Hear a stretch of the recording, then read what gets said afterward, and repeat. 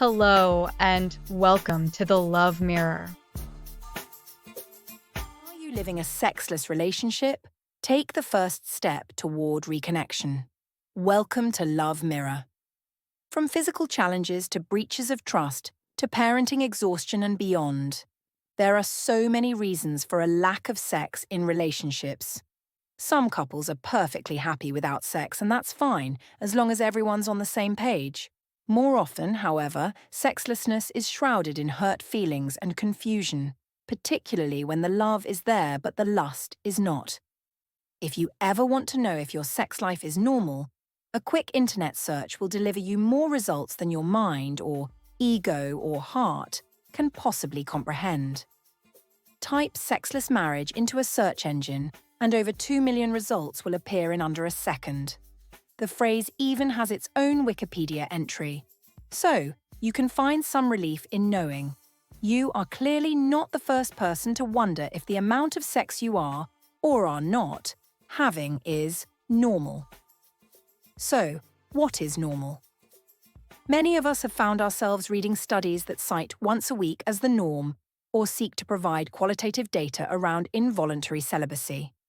Most couples go through sexless phases, reading in Time magazine that, from 2010 to 2014, the average American adult had sex 9 fewer times per year than Americans did from 2000 to 2004, may lead to what we'll call a sexistential crisis, particularly the bit about how 9 jumps to 16 fewer times per year for married couples who live together.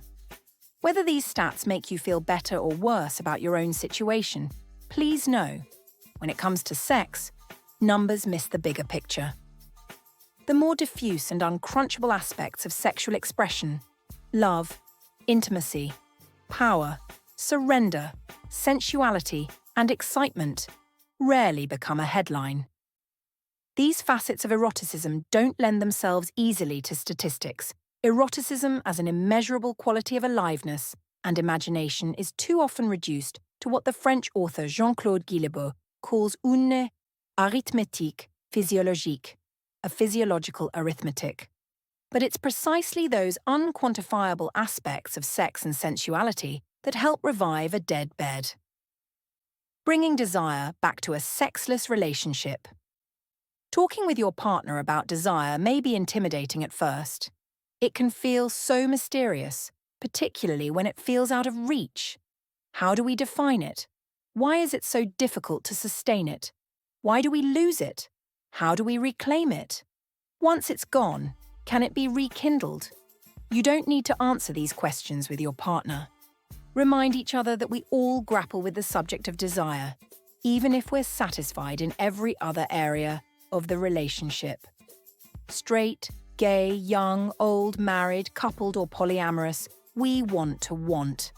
And we want to be wanted. This is a great place to start an erotic conversation with your partner. Put it into practice. Invite your partner to join you for a glass of wine or a cup of tea. Resist the urge to over-rationalize or solve a problem. Let go of the goal to have sex and instead try to fully embrace just having a deep conversation together.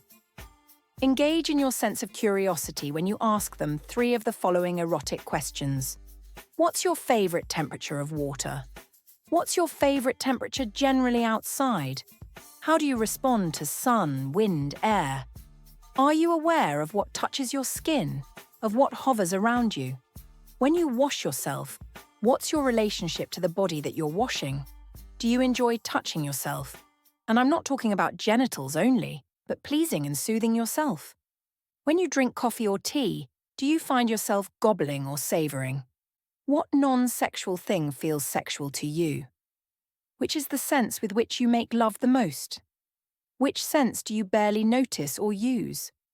What does it feel like to want something really intensely? What does it feel like to be wanted by another person? What is one of your favorite sensual memories of us together? Focus on relational intelligence. The first step out of a sexless cycle is to commit, together, to giving up the numbers game. If you like this video, please do not hesitate to subscribe to our channel to receive future advice on love, sex, and relationships.